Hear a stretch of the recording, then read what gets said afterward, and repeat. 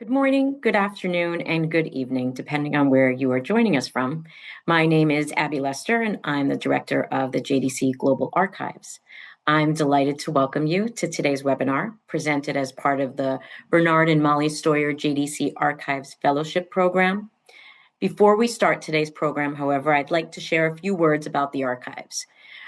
We hold the organizational history of the American Jewish Joint Distribution Committee, also known as JDC or the Joint.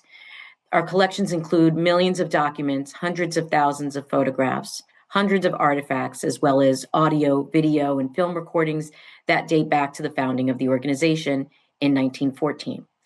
And given the role that JDC has played in Jewish lives around the world since 1914, our archives reflect not only the history of the organization, but also the history of world Jewry in the 20th and 21st centuries.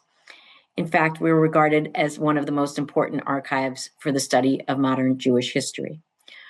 Operating out of both New York and Jerusalem, visiting scholars from around the world utilize our unique offerings for their research, as do publishers, journalists, genealogists, curators, and filmmakers. To support scholarly research in our collections, we also offer fellowships funded by generous donors. And today's webinar is organized under the Bernard and Molly Stoyer JDC Archives Fellowship, which was established with a generous gift from Dr. Sorel and Lorraine Chesson to honor Sorel Chesson's grandparents. Sorel and Lorraine are supporters of JDC who have roots in the field of higher education and a longtime commitment to academic research and scholarship. I want to extend our thanks to Sorel and Lorraine Chesson, who are with us today for endowing the fellowship. Sorel will now introduce our speaker, Verena Buser, who is the recipient of the Bernard and Molly Stoyer JDC Archives Fellowship for 2025. After this introduction, Verena Buser will talk for about 40 to 45 minutes. We will then entertain questions. Please note, as usual, your microphones are muted and you can send questions via the Q&A function at the bottom of your screen. Sorel Chesson will now introduce the speaker. Thank you. Dr. Verena Buser is a research associate of the Commissioner of Combating Anti-Semitism in the state of Brandenburg, Germany, and its deputy. She recently began a habilitation project at the University of Potsdam on German Jewish childhood from 1920 to 1945. She is also an associate researcher of the Holocaust Studies program at Western Galilee College in Israel. Her research focuses on childhood during and after the Holocaust, as well as Zionist, Hachshara, and non-Zionist training for immigration. In 2016 and 2017, she and Boaz Cohn founded the Children After War Holocaust and Genocide Project. Dr. Buser has received research grants and awards from the International Institute for Holocaust Research, Yad Vashem, the Memorial Foundation for Jewish Culture, the Hadassah Brandeis Institute, the Leo Baeck Institute, New York, and the European Holocaust Research Infrastructure. She is the recipient of the 2025 Bernard and Molly Stoyer JDC Archives Fellowship. Verena Buser will now start her lecture. Good evening from Berlin, and thank you very much for the nice introduction. And first of all, I would like to say thank you that I was awarded the Bernard and Molly Stoyer JDC Archives Fellowship. And special thanks go out to Isabel for her kind assistance in finding records. Yeah, and I warmly welcome you and invite you to my today's lecture on perspectives on JDC's assistance for Hachshara in Nazi Germany. The Joint Distribution Committee played a central role in the reconstruction, emigration, and flight support of Jews during the Nazi era. So I start with the JDC's role in Nazi Germany, and I put it together for you in 3 areas of work. First of all, and let me make it clear, JDC played a central role in the reconstruction, emigration, and flight support of Jews during the Nazi era. First of all, it gave, in the background, financial support. It was financing emigration costs, for example, visas, ship passages, transit fees, and provided support for destitute families so they could meet the immigration requirements. The second point, they organized emigration, means it national and transnational aid networks with Jewish aid organizations, consulates or governments, and established escape and transit routes via countries such as France, Portugal, Spain, or Shanghai, and many, many more.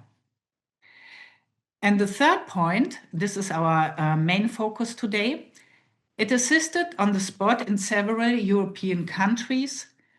Germany, as I said, is our main focus today. And here, JDC provided support to Jewish communities despite increasing persecution, financing or co-financing kinder transports and rescue operations, supports for Jews in ghettos, Poland, and camps, and as far as possible and often secretly. One of its main working areas in Nazi Germany were training, this means of Jewish children and teenagers, and retraining, this means adults who lost their jobs, but also those who wished to leave Nazi Germany.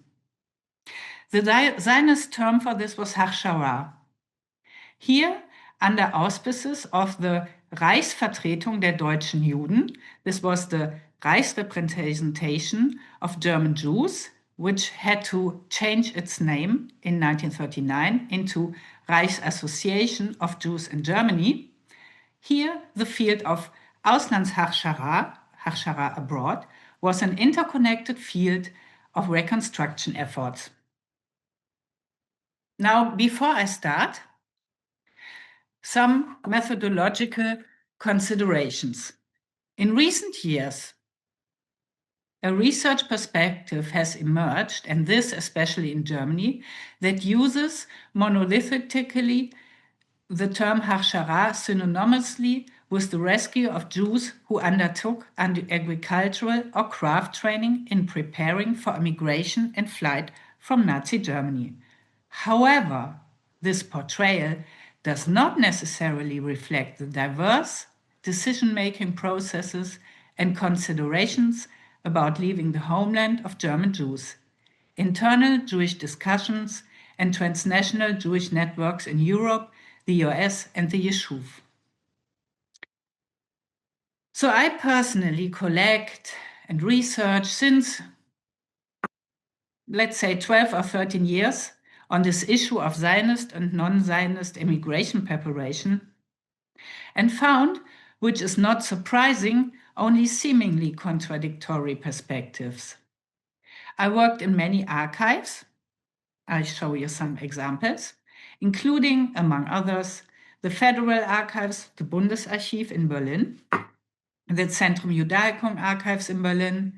I investigated the German Jewish press and worked in the Ghetto Fighters House in Israel, the online Arisen Archives, back then in 2017, I think, in the Yekes Museum in Tefen in Israel, which is today housed at Haifa University, the Jewish Museum Berlin archives, several kibbutz archives in Gal-Ed, Hasorea, or Yagur. I analyzed testimonies from the Oral History Department from the Hebrew University of Jerusalem. I found files in the US Holocaust Memorial Museum in Washington, D.C. And I interviewed a lot of survivors or refugee survivors who were forced to leave their home country. These sources were, there were some additional archives like the visual archives of the USC Shoah Foundation, the Wiener Holocaust Library, or the Yad Vashem archives, and a whole bulk of sources I found in the Central Zionist archives. So this fellowship gave me the perfect opportunity to add more and detailed information on my research. Thus, today, I try to present you to this heterogeneous, complex picture, which I mentioned before, and try to focus on often complicated contemporary discourses. As said, the files of the JDC were an excellent addition to my research, and I will elaborate on this later. As with all Jewish self-help initiatives during the Nazi reign, Zionist and non-Zionist emigration preparation and escape assistance developed gradually. As Israeli Holocaust scholar Yehuda Bauer wrote in his important study on the JDC under the title My Brother's Keeper about Bernhard Kahr, the JDC representative for Europe, Kahn awaited when, even before the Nazis came to power, if the anti-Semites came to power, he surmised, there may be no pogroms, although even these are possible. But, he went on, but the Jews would be driven out of positions in the political and administrative apparatus. And he was right with this.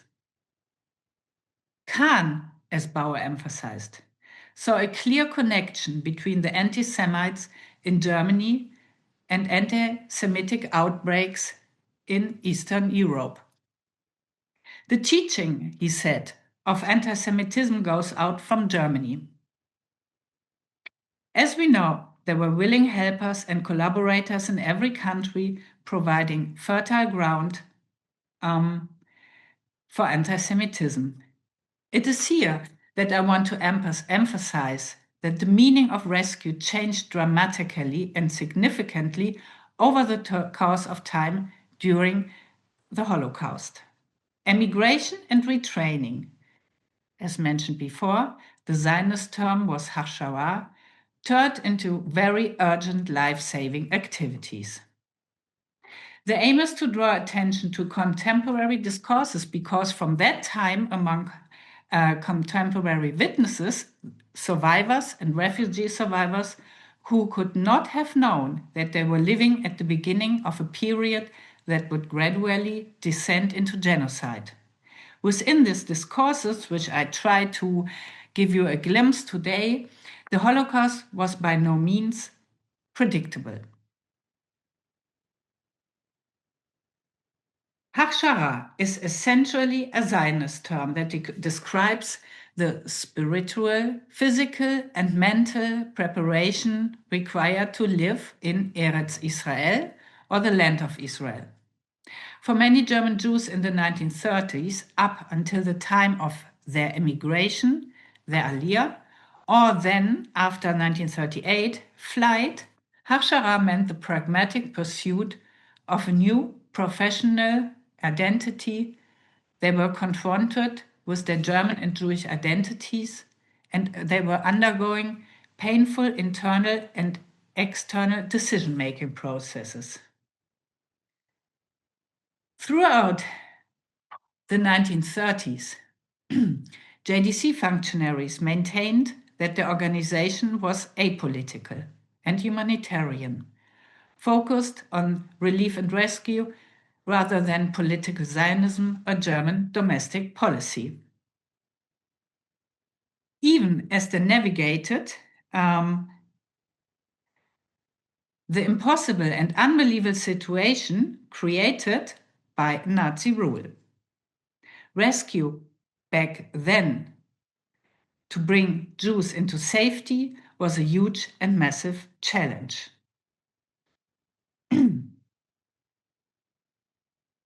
The main body to which JDC transferred its funds was the so-called, in German, Zentralausschuss für Hilfe und Aufbau, in English, the Central Board for Aid and Reconstruction, or the Central Committee of German Jews for Relief and Reconstruction, depends on the respective historian how he or she uses the term. JDC via Zentralausschuss was a pillar in its welfare and reconstruction work, but a very, very less visible one. And you see here on this PowerPoint slide the three main areas of work and reconstruction work. It was Wanderung, which is migration, then Wirtschaftshilfe, which is economic aid, and Wohlfahrtspflege is welfare work. German Zionists found themselves equally committed to providing moral support to the Jewish population in Germany and promoting immigration to Eretz Israel due to repressive measures in the German Reich. And they aimed at this, the Nazi policy, as we all know, aimed at the social isolation, exclusion, and expulsion of German Jews. In the first years, decisions and considerations, the hope among German Jews was that the regime would pass by. The German branch of Hechalout, the umbrella organization of Zionist youth organizations, aimed to boost the self-esteem of German Jews through Zionist contemporary work, as they called it, the everyday work, but also to encourage Jews who were only reluctantly responding to discrimination and social exclusion to leave Germany. And I will talk about the challenges in a few minutes. That was also the case for JDC. Bernhard Kahn, for example, said, I quote him, nevertheless, expected economic discrimination rather than medieval persecutions. End quote. While medieval persecution was not envisaged, the Jews would nevertheless suffer a great deal. Therefore, refugees had to expect it from Germany. This was the beginning. On the ground in Germany, large numbers of German Jewish individuals who implemented educational, vocational, and welfare measures for the Jewish population as an expression of German Jewish self-help. The dominance of Zionist organization in retraining for immigration is undeniable, as is reflected in the specific vocabulary used by them. Vocational retraining, the term which you can see in the JDC files for the first years, or pre-vocational training and Jewish school and retraining for Jewish school leavers, could be referred to in Zionist German as Hachshara or mittleren Hachshara, the so-called middle Hachshara for those who left school. Immigration training centers were called Hachshara centers. Training took place in training workshops, and young men and women lived in a dormitory called Bet Chalutz. These are examples of Jewish spaces where young Jews could find purpose and direction for the future. And which was quite impressive, for example, was this JDC report. There are a lot of pictures. It's called The Plight of German Jewry and the Great Urge for Readjustment. And this is a working report where it was put together what were the main tasks of the joint or the JDC in Germany, and it was also some sort of promotion so that more people would be attracted, because in the beginning these training programs had the great challenge that many people responded very hesitant. So in the end, during the 1930s, it was only through the alternative structures of Jewish education, support and leisure activities that those affected still had hope for the future. Children and young people were both actors and protagonists who had to learn to live with their pain. They created new networks and forged plans for a future life outside Germany. And here I would like to show you, these are only 4 pictures, because I said in the beginning that I also analyzed the Jewish press.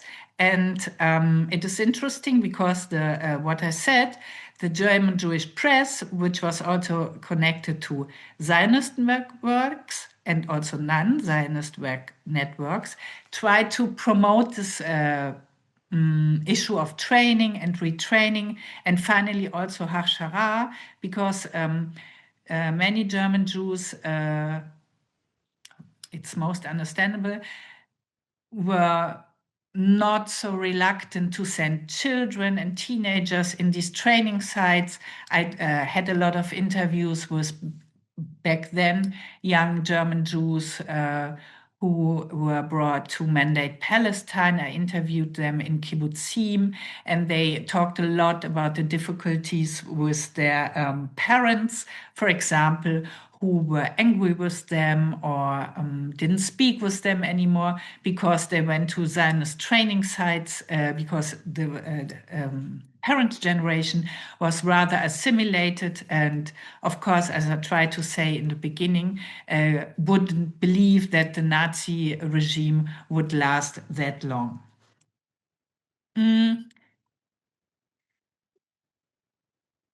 One of the main pillars, which is not yet researched so well in historical scholarship, but in Jewish studies, but also in Holocaust studies, is the issue of Auslandshachshara, the training abroad, the Hachshara abroad.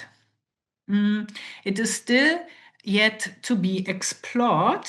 Some years ago, Tal Alon Moses, Irene Auer Ben David, and Joachim Wolfke Bullmann emphasized in an anthology on Jewish horticultural schools and training centers in Germany that it would be important for future research to look carefully at the history of Hachsharot in other European countries. According to working reports housed in the JDC archives, but also in the Zionist archives, the sites in the Netherlands, Lithuania, Denmark, or Sweden played a particularly important role as transit centers for any emigration. There are only, let's say, 3 comprehensive studies of Hachshara. The example is for Sweden by Professor Marlene Tureby of Malmö University, who published her PhD thesis on Sweden. Also, Silvia Goldbaum-Tarabini works on the Hachshara in Denmark. And just recently, Maria Wolesica published her work of Zionist rescue efforts in Yugoslavia. Many press articles which I investigated try to shed a positive light on immigration. This is what I tried to show you with these pictures some minutes before. Conveyed mostly in a positive tone and arousing curiosity about Jewish life outside Germany for Hachshara abroad.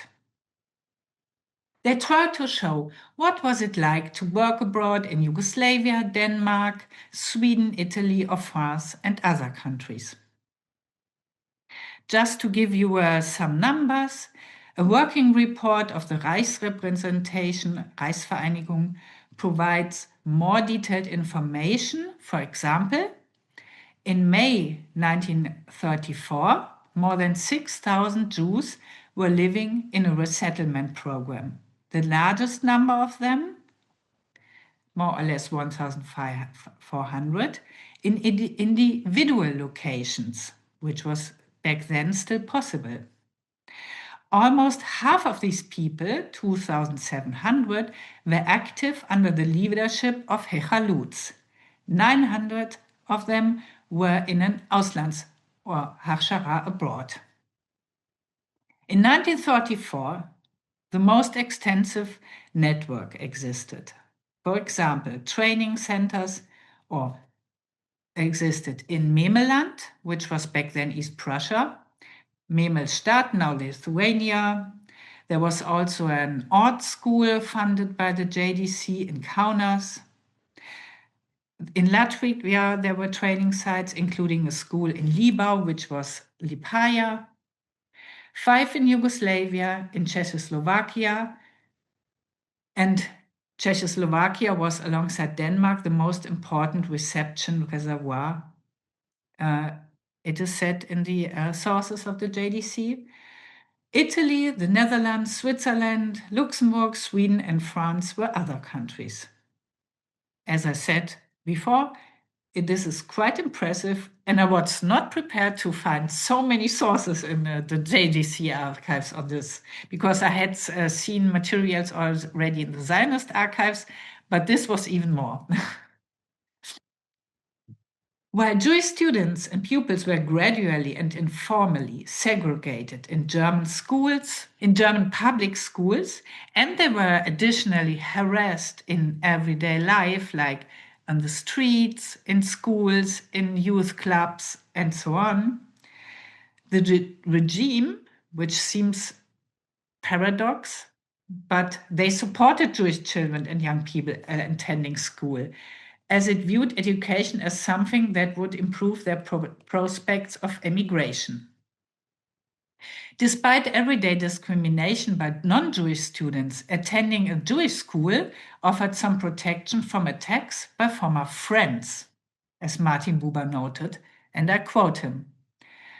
"The world has become so uncertain. One had a friend, the friend was taken for granted, like the sunlight. But suddenly, he has become a total stranger and mocks you," end quote. Zionist education thus took on the characteristics of a substitute school and became a form of youth work for Jewish communities. There were frequent overlaps with the youth aliyah, both in terms of leadership personalities and the institutions themselves. For example, in a small village called Rüdnitz near Berlin, or in Berlin Niederschönhausen, where I was part of a group some years ago where we could establish a small memorial site.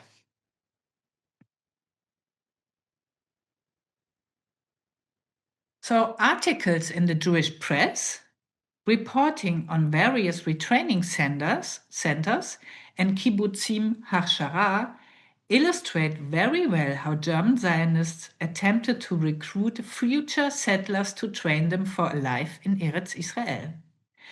These articles suggested that there was a way to escape the increasingly brutal policies of the Nazi regime. Embarking on a new life was associated with many difficulties and changes, but these could be overcome with the right mindset and adaptability.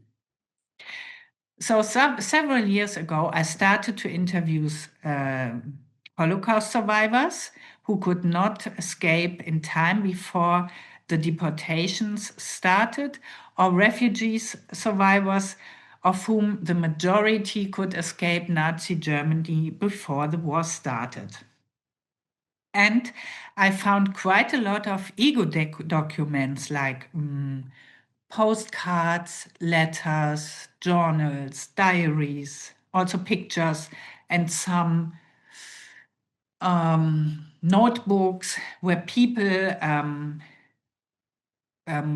noted and so on, took notes. And this was quite impressive. I cannot, of course, show you today all the materials, but what I found impressive, both from the survivor interviews or refugee survivor interviews and the ego documents, that they have these so-called they include this so-called gnawing narratives, which Israeli researchers Ruth Amir and Lea Rosen called the gnawing narrative, the other narratives, which sometimes contradict and dispute the official collective memory.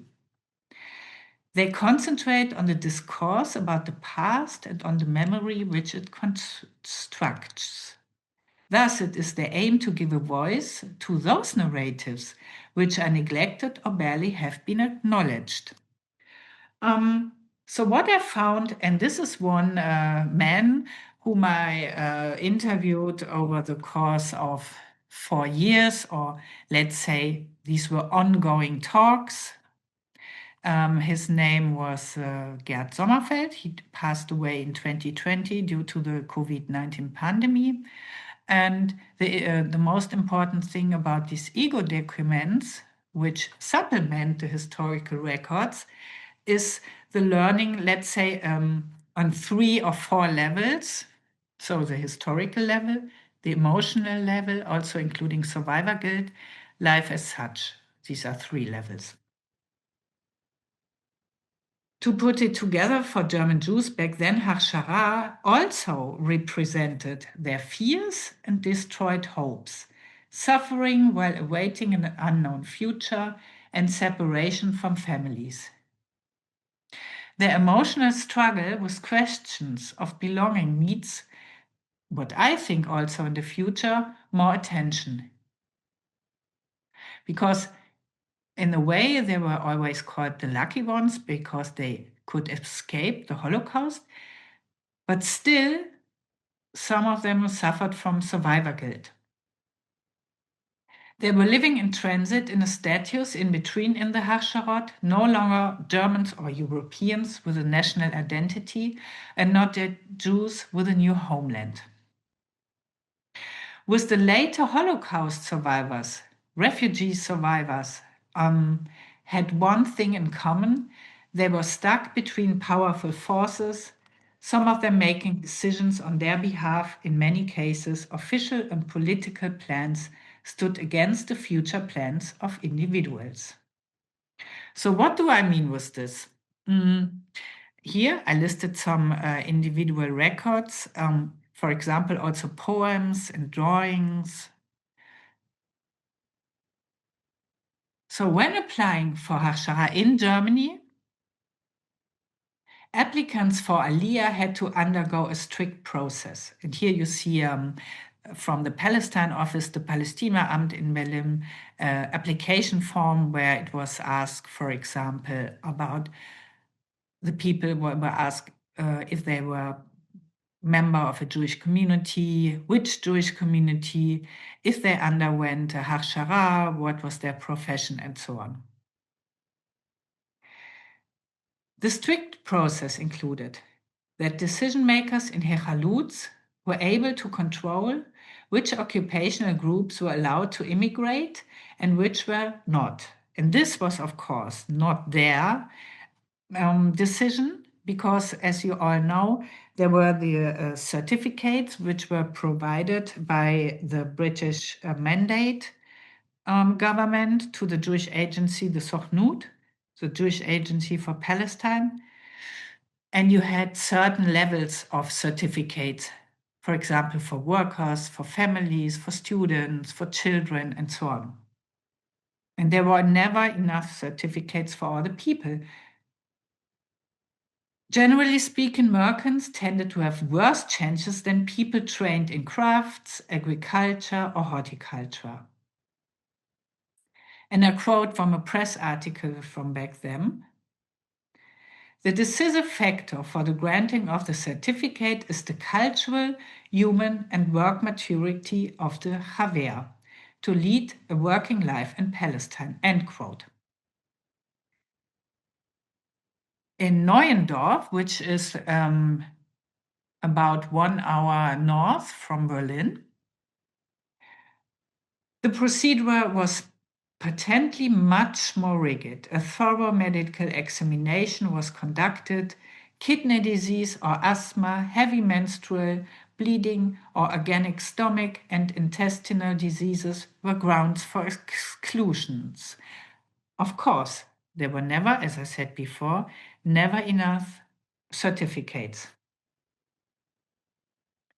Corresponding forms show that the examinations were initially oriented for the needs of the future homeland, Eretz Israel, and not so much on individual wishes or needs. Applicants had to be in a completely healthy physical and mental condition.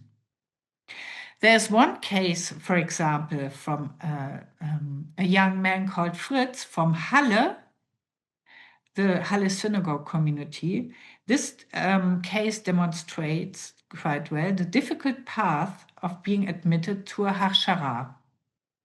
Fritz went through the application process in 1936 after he applied unsuccessfully for the Auslandshachshara, the Hachshara abroad. The young man had started an apprenticeship in a broker's office, but then had been dismissed according to the sources, for the known reasons. This means simply because he was Jewish. Since his attempt to make a living by selling groceries had failed, he sought retraining in a locksmith course in Niederschönhausen, which is today part of Berlin, back then near Berlin. Leopold Kuh, his teacher, requested, and the leader of this retraining site, requested a characterization of the young man from the Economic Aid Office of the Halle Jewish community. In the certificates, it was stated that Fritz was a hardworking and willing to work and a hardworking young man. Documents show that although the German Jewish youth movement Maccabi had Zair groups in the site, Niederschönhausen, originally were not established with that goal of preparing for immigration, only retraining, they had meanwhile been recognized by Herr Lutz as providing an opportunity for qualifying immigration to Eretz Israel.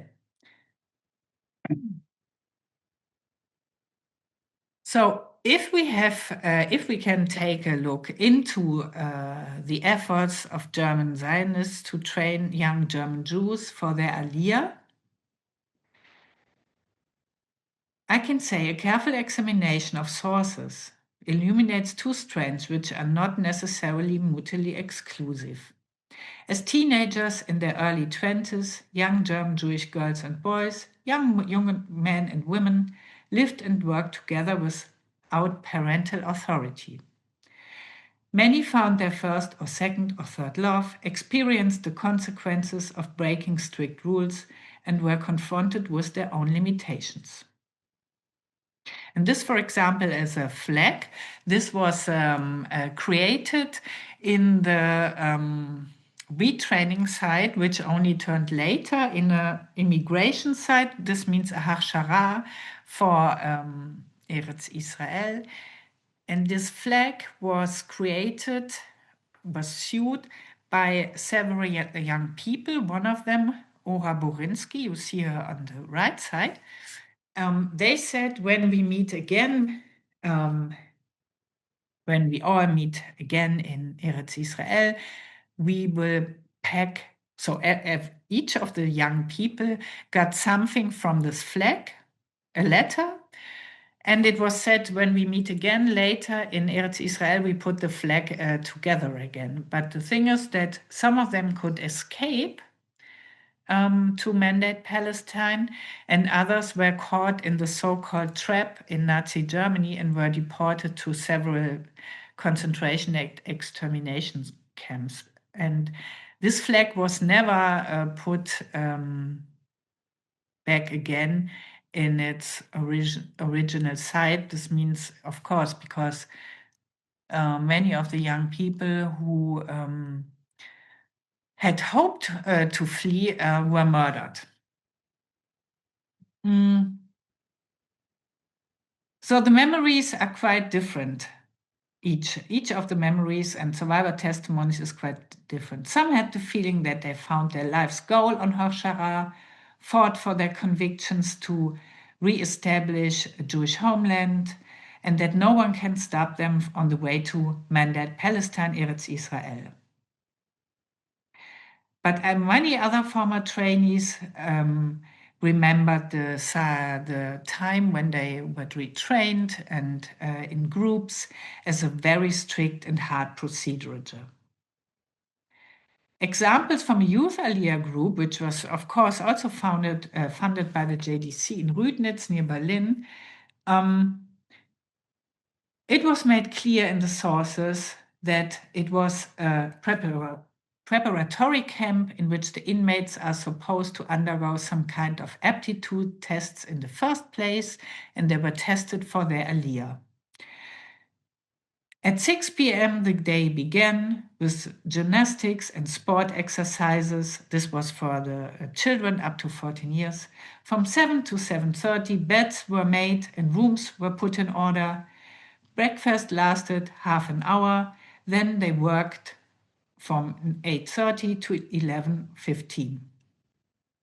So it was a real work day for the young children. And finally, the day ended at 7 in the evening.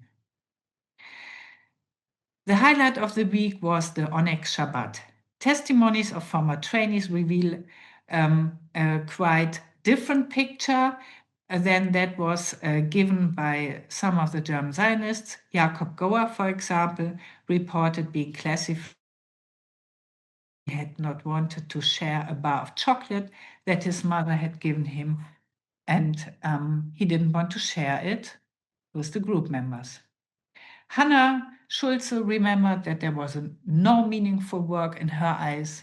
It was only training in which they had to prove the desire, so the so-called desire to leave Germany, and she was homesick for her parents.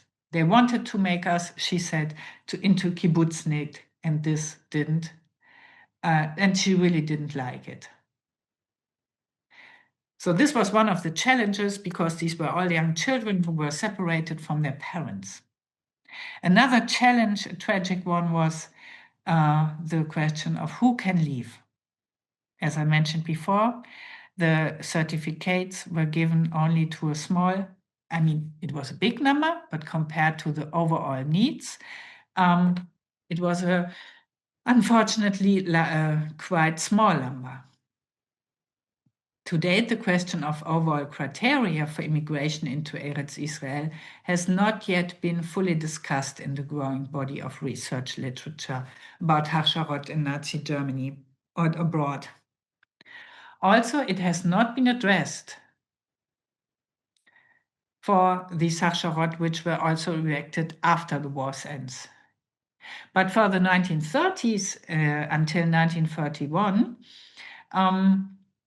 when the Reichsvertretung set up all these training sites within the Palestine office, the Palästineramt in Berlin, but also in many, many other European countries. These Palestine offices were the branches or extended arm of the Jewish Agency for Palestine.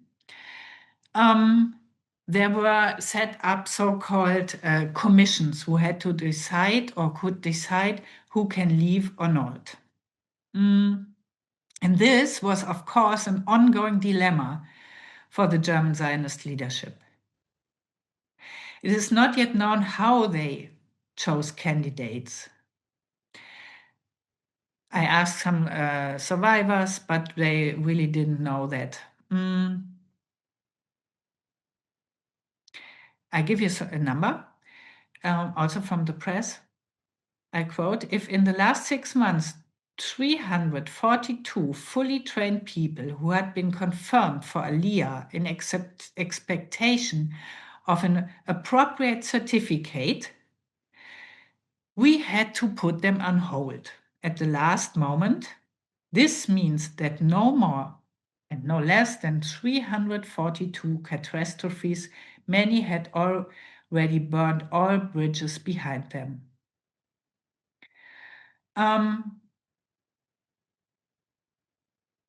Of course, we cannot know which decisive decision-making processes took place in these sites. There are only a few people who wrote their memories about this issue. But what is clear, I found 3 or 4 reports on that after a certain period of time, usually after a few months in the end, so-called confirmations took place in the kibbutzim Hachshara in Germany, but also other places. Comprehensive examinations were carried out each time.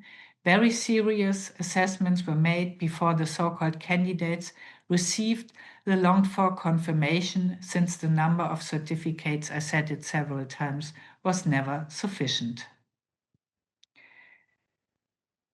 But it was clear that every person was judged according to 3 aspects, I think, after the probation in the practical world, learning achievements, and the integration into the community. According to Joel Koenig, who became Ezra Ben Gershon later, and he was a member of the 5-member Ward, the part of the self-government in the Hachshara in Steckelsdorf. He testified in his book about the duties. He said to select candidates for immigration to Palestine, or as they used to say in our country, to confirm, was their most important task. They acted according to the ideological goals of the Zionist movement. So here are again some pictures from several sites. These are sites near Berlin, where the young people were trained and went to the schools, or the schools, the Hachshara was the school. Then I come more or less now to a close. The great majority of all these retraining or Hachshara sites had been closed down as of the summer of 41, a process that had been initiated by the Nazi regime in the late 1940s. This was the time when the official administrative work and the person in charge, which was Salomon Adler-Rudel, went to London and administrated the work from there. But the Nazis began a process which was called, I don't say the German term now, transformation of vocational training institutions into labor enterprises. And this was interesting because until some months ago, I was sure with the start of the war, only illegal aliyah or illegal immigration to Mandate Palestine was possible, or not later than 1941. So when the deportation started in October 1941, I was sure that there were no Hachshara transports anymore to Mandate Palestine. But now I'm still searching for more files, but I found in the JDC archives that there was still administrating sites in Denmark and Sweden to bring people to Eretz Israel. So almost all Hachshara sites were closed down. There was also a non-Zionist training site. I didn't speak about this today. This was Großbresen, which was administrated by the Zentralverein. And all these sites which were still open, these were only a few because the majority was closed down. 3 or 4 still existed. And then the site where this flag came from, Neuendorf, was the place for the administration for the last existing sites, which were now less known topic, forced labor camps for Jews. And the majority existed near Berlin.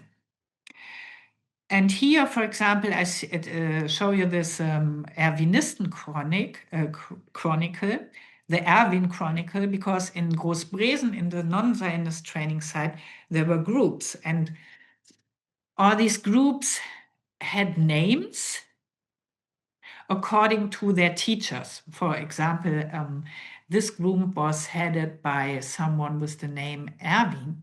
And these young men who were, this picture was taken when they already conducted forced labor after 1931. And you see on the right side all their names. And some time ago, this was this chronicle, it's like a small booklet, very touching.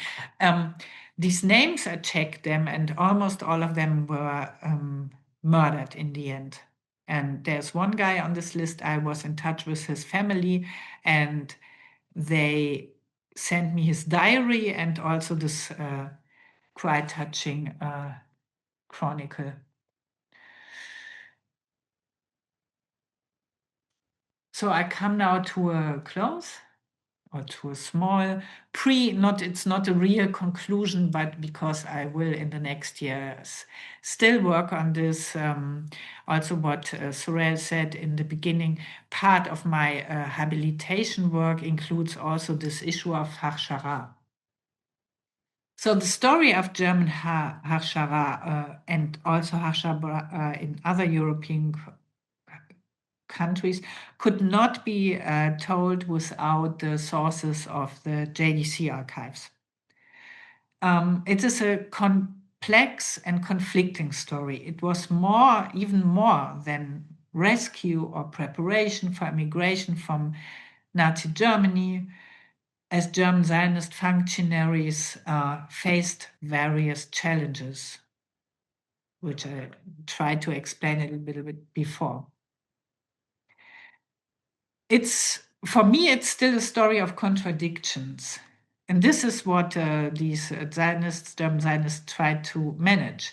Jews of all religious and political and Zionist orientations who managed to access Hachshara, training, retraining, had heterogeneous experiences while living on Hachshara. Their memories, this was always very touching for me, spoke about uncertainties against the backdrop of an unknown future. It always must be remembered that they were forced to leave their home country, and besides the success for a story which is presented in the records. But still, I'm very impressed of the bulk of materials, and every day, not every day, but every time I access the archives, I found more and more, and I don't know how to sort out this yet, but still I'm very thankful for the opportunity that was given to me to work in the JDC archives. Thank you very much. Thank you. So we're now going to open up for questions. Just as a reminder, your microphones are turned off and you can ask questions via the Q&A function. We do have a number of questions, and I can start off with the first one we received. It's about, you had talked about German parents who had been angry with their children for going for Hachshara training. The question is, did you know if any of them became less angry after Kristallnacht? Did that make a difference? This is an interesting question because it depended, I would say, on the time when these children left. Okay. I remember back then already, 10 years ago, a woman in a kibbutz, I don't know where it was, but she, she didn't speak about this and I didn't ask her. Because what I found interesting was that she didn't say it was any, she didn't blame her parents for being angry because she was 14 or 15 and said, I want to be a Zionist. I want to build up Eretz Israel. And for many German Jews, nobody knew that the Holocaust would happen. And if my 14-year-old daughter would now say, oh, I will rebuild the Jewish homeland, I would say, what's wrong with you? As for example, and then I think the other thing is that it was not clear to all Zionists in Germany that the future would be, Eretz Israel. There are enough biographies which I found from German Zionists who really, it depended on the shifted over the course of time, who in 34, it was different than in 38, after Kristallnacht, of course. People like this guy, I mentioned him very shortly, Leopold Q, later, Q in Germany, who brought a lot of people to Eretz Israel, but also to Australia, yeah. But he himself went to the UK and never went to Israel, yes? But this question I didn't ask if they. I think the parents were glad later that their daughter left. But I also must say I don't know. I don't remember now if her parents survived at all. Okay.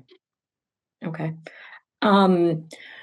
So a couple of questions here that seem to be that have personal connections, but I think also are helpful to ask you.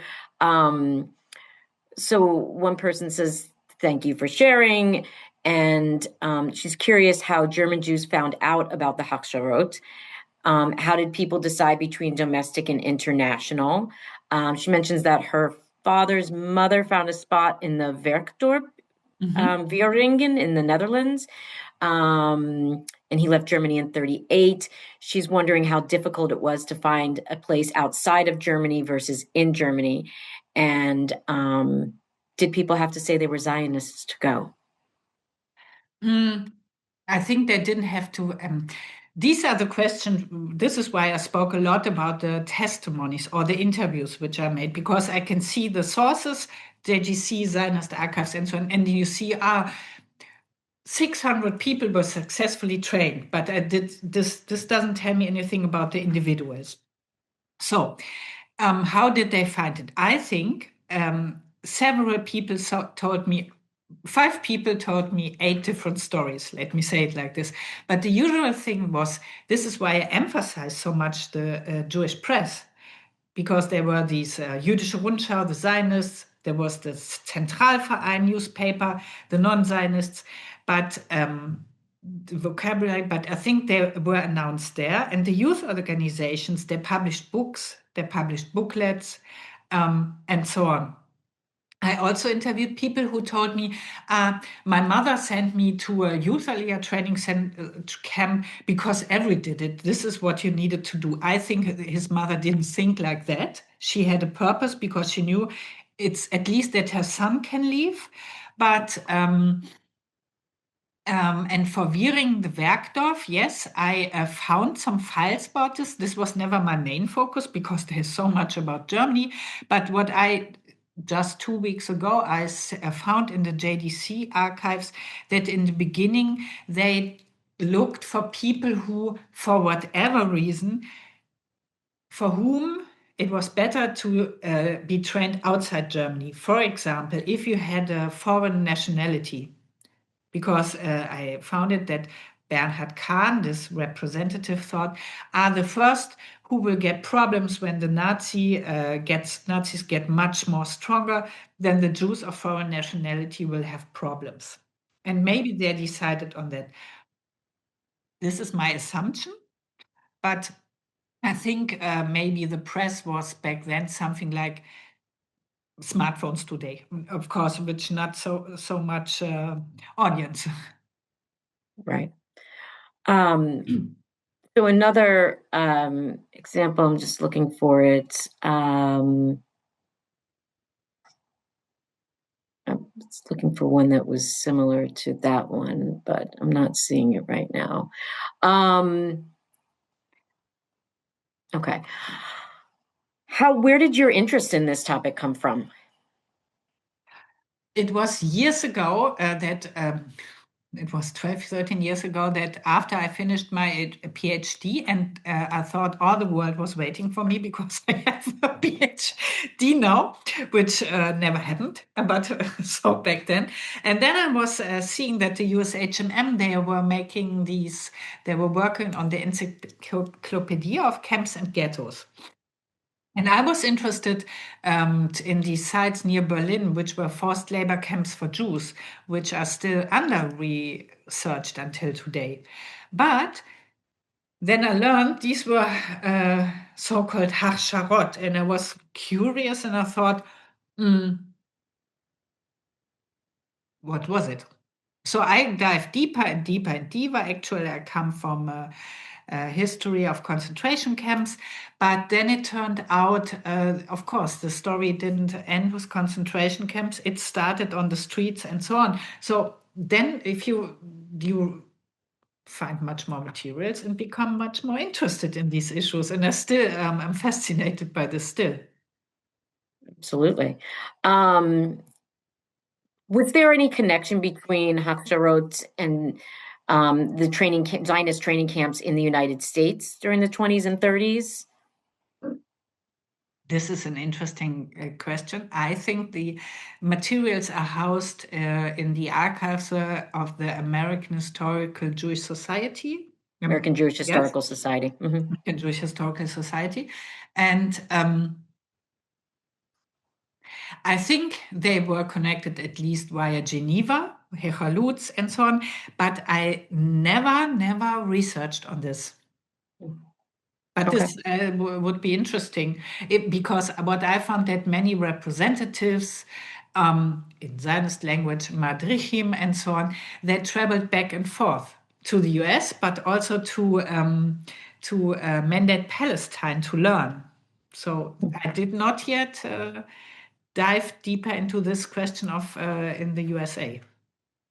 Interesting. Aside from vocational training, well, can you elaborate a bit more on the types of training that the students would receive? Language, culture, any more details would be interesting to hear about.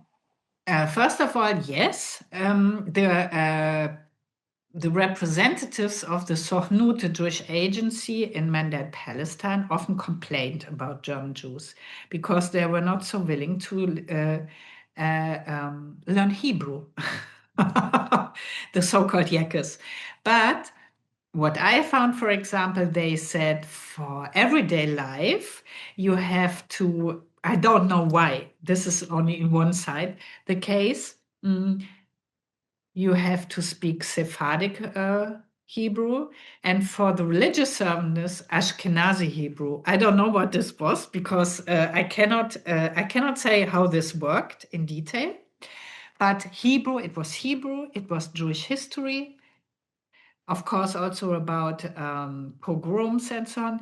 Then they studied a lot about Eretz Israel, the idea of re-establishing a Jewish homeland. But on the other hand, they had these challenges. I mean, they were really young people without any parental authority. So you have the usual problems. But it was, let's say, more or less education, at least in these Zionist sites, education towards Zionism. But which Zionism depended on the respective groups. Right. And sort of in line with that, do you have a sense, at least the Hachsharot in Germany, a breakdown of, girls versus boys? Was there an age limit? So there were always much more boys because for the minors, it was clear that parents were not so willing to send girls alone. Yes. Okay.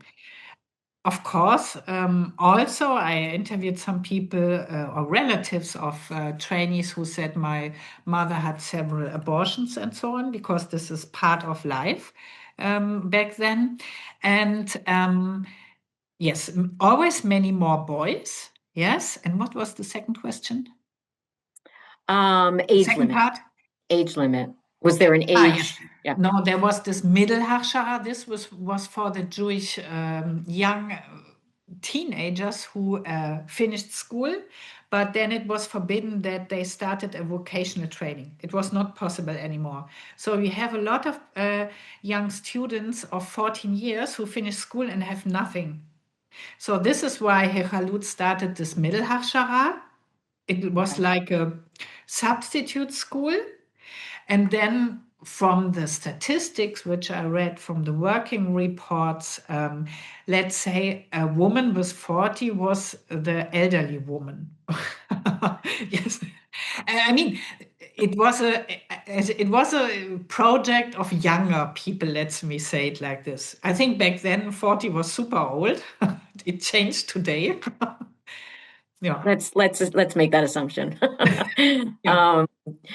We're getting pretty close to time, but I'm going to try and get in a couple of more questions. Somebody asked, in relation to their family, which there were two members who were members of the Hachshara in Germany, possibly Berlin or Frankfurt. They were a young married couple that then emigrated to Palestine in 1933. Are there any detailed records of Hachshara in Germany, including members?